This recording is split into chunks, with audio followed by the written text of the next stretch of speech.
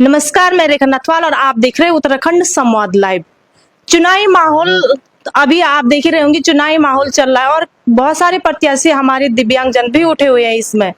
यहाँ पर नीतू रानी जी मेरे साथ में है, जो दिव्यांग वर्ग को काफी समर्थन उनका रहता है। क्या कुछ कहना चाहेंगे आप, जो दिव्यांगजन के प्रत्याशी अभी चुनाव लड़ रहे हैं?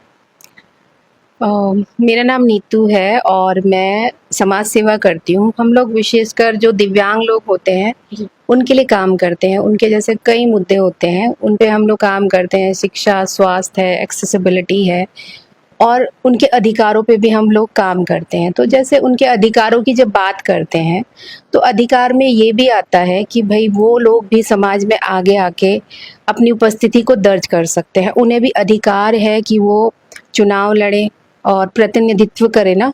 तो लेकिन क्या है कि बहुत जगह समाज में ये सोच होती है कि जो दिव्यांग लोग हैं वो कुछ नहीं कर सकते हैं, भाई उन्हें घर के किसी कोने में बैठा रहना चाहिए, या अगर वो चुनाव लड़ेंगे या कुछ बन वो जीत जाते हैं तो उनकी सोच ये होती है कि वो कैसे जाएंगे, क्या करेंगे।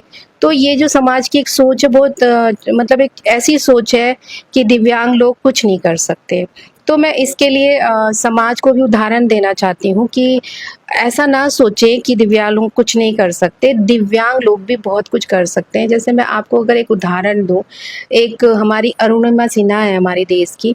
एक जो ट्रेन दुर्घटना हुई थी उसमें क्या हुआ था, उनका एक पैर कट गया था, लेकिन उन्होंने क्या किया है, एवरेस्ट की चोटी पे चढ़ाई की, वहाँ झंडा लहराया और वो विजयी हुई। तो वो एक उदाहरण है कि वो एक पैर की सहायता से इतनी बड़ी चोटी पर चढ़ी है। और ऐसे ना जाने कितने उदाहरण होंगे जो एक हस्ती के रूप में भी हैं और कुछ ऐसे भी हैं जो गांव में भी है या समाज में है, लेकिन जिनको हम नहीं जानते।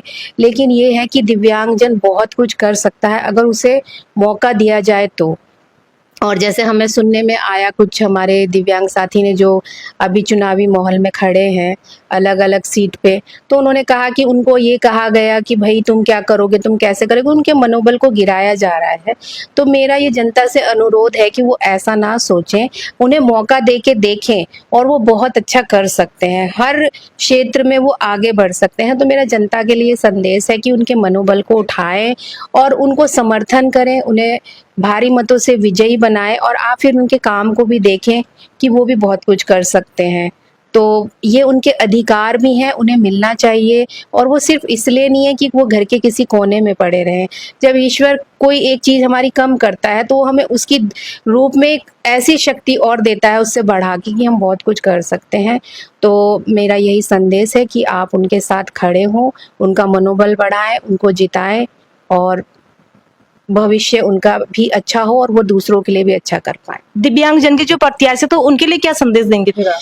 जो प्रत्याशी हैं मैं उन्हें भी यही कहना चाहती हूँ कि वो हिम्मत ना हारें और इन बातों से निराश ना हो। उन्होंने जो ये कदम उठाया है, हिम्मत के साथ, दृढ़ता के साथ जुटे रहें, मेहनत करें और विजयी हो और करके दिखाएं समाज को कि देखो हम किसी से कम नहीं हैं, हम बहुत कुछ कर सकते हैं। मेरी शुभकामनाएं हर उस प्रत्याशी के साथ है जो दिव्यांगजन है और इतनी हिम्मत कर रहा है। बहुत बहुत धन्यवाद और काफी अच्छा संदेश आपने यहाँ पर दिव्यांगजन के जो प्रत्याशी उनके लिए दिया। हम भी यही कहेंगे आम जनमानस से कि जो हमारे दिव्यांगजन है अपने चुनावी मैदान में उतरे, उनका मनोबल गिराने के काम ना करें, कृपया करके उन्हें सपोर्ट करें, साथ दें। और धन्यवाद। देखते रहे उत्तराखंड संवाद लाइव।